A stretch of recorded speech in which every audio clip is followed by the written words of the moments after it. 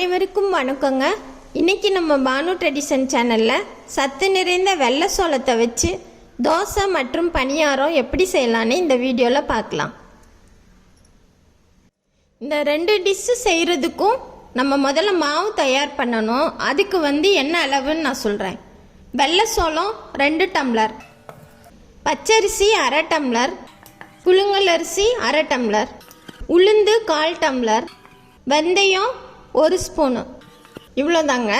இதை நம்ம காலையில் ஊற வச்சிடணும். சோளம் 2 அரிசியையும், பச்சரிசி, புழுங்கல் அரிசி, வெந்தயம் இது 4ஐயும் சேர்த்து நம்ம ஊற வச்சிடணும். உளுந்த தனியாக ஊற வச்சுக்கணும். பாருங்கள், இந்த மாதிரி சாயந்தரம் இதை நல்லா அரைச்சிக்கலாம். உளுந்தை மட்டும் தனியாக ஊற வச்சு இதை தனியாக அரைச்சிக்கலாம். மற்றதெல்லாம் சேர்த்துக்கலாம்.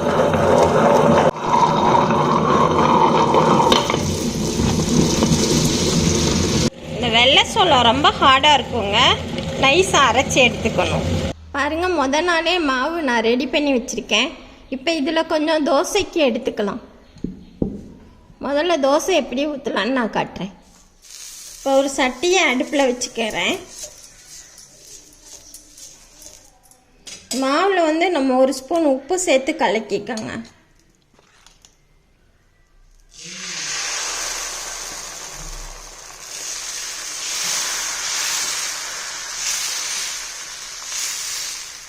சோளத்தில் அதிக அளவில் கால்சியம், பொட்டாசியம், மக்னீசியம் எல்லா சத்துக்களும் இருக்குங்க. B12ம் அதிக அளவில் இருக்குது.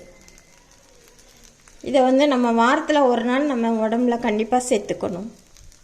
தோசை நல்லா வெந்துச்சுங்க. திருப்பி போட்டுடலாம்.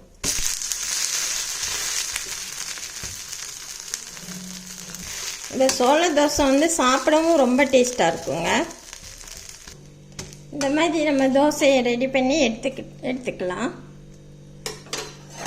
அடுத்து நம்ம பணியாரம் ரெடி பண்ண போகிறோம். அதுக்கு அதே மாவில் பாதி எடுத்துக்கோங்க. இதில் நம்ம தாளித்து கொட்ட போகிறோம். அதுக்கு ஒரு பாத்திரத்தை அடுப்பில் வச்சுருக்கேன். அதில் கொஞ்சம் எண்ணெய் ஊற்றிக்கோங்க. எண்ணெய் காஞ்சிடுச்சு. கடுகு, கொஞ்சம் கடுகு போட்டுருங்க.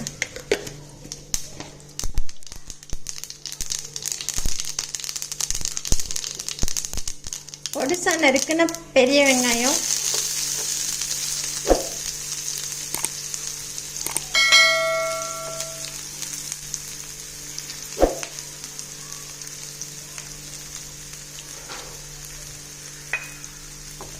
கறிவேப்பிலை பொடிசா நறுக்குனது சிறிது,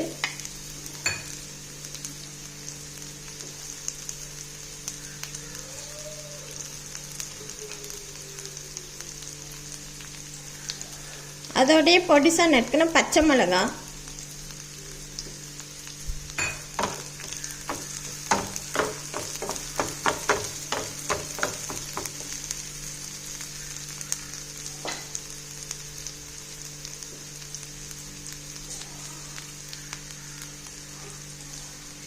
அரை டீஸ்பூன் சீரகம்,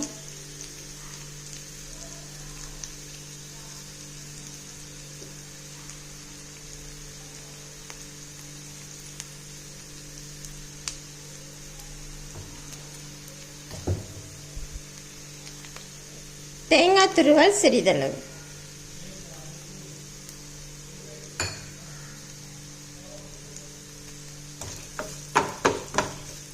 இதெல்லாம் போட்டு மாவை நம்ம மாவில் கொட்டி கலக்கிக்கணும். லேசாக வதங்கட்டும்.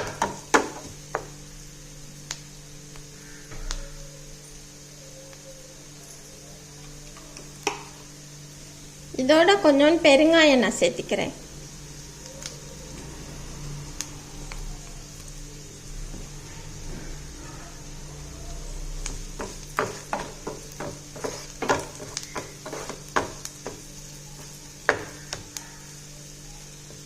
நல்லா வதங்கிடுச்சுங்க. இப்போ ஆஃப் பண்ணிவிட்டு லேசாக ஆறினோன்னா மாவில் சேர்த்துக்கலாம். இப்போ இந்த வதக்கின பொருள்லாம் இந்த மாவில் சேர்த்துக்கலாம்.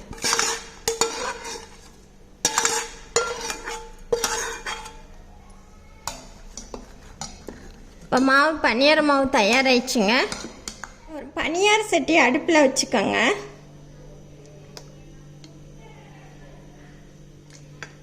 எண்ணெய் ஊற்றிக்கிறேன். இது வந்து கார பணியாரம் தான், அதனால் எண்ணெய் கொஞ்சம் நல்லா ஊற்றிக்கோங்க. இனிப்பு பணியாரம்னா நம்ம நெய் சேர்க்கணும். இந்த பணியாரத்தை ஊற்றிடலாம். இந்த வெள்ளை சோளம் வந்து நம்மளுக்கு உடம்புக்கு ரொம்ப நல்லதுங்க. வெயிட் லாஸ் பண்ணணும்னு நினைக்கிறவங்க இதை அடிக்கடி உணவுல சேர்த்துக்கலாம். பணியாரம் நல்லா வெந்துச்சுங்க ஒரு பக்கம். இப்போ திருப்பி போட்டு பார்க்கலாம். பாருங்கள், நல்லா சூப்பராக வருது. இதில் வெள்ளை சோளம் தான் நம்ம அதிகமாக சேர்த்துருக்கோம். நல்லா புசு புசுன்னு வருங்க.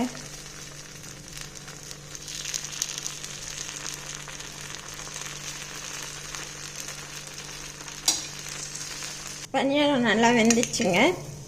பாருங்கள், 2 பக்கமும் திருப்பி போட்டாச்சு.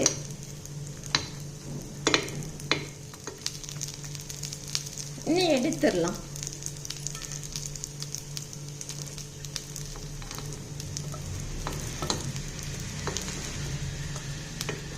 சோளப்பணியாரம் தயாராகிடுச்சுங்க. மிகவும் சத்து நிறைந்த சோளப்பணியாரம், சோள தோசை தயாராகிடுச்சுங்க. இது தேங்காய் சட்னி, தக்காளி சட்னியோடு சாப்பிட ரொம்ப டேஸ்ட்டாக இருக்கும். நீங்களும் வீட்டில் ட்ரை பண்ணி பாருங்கள். நன்றி, வணக்கம்.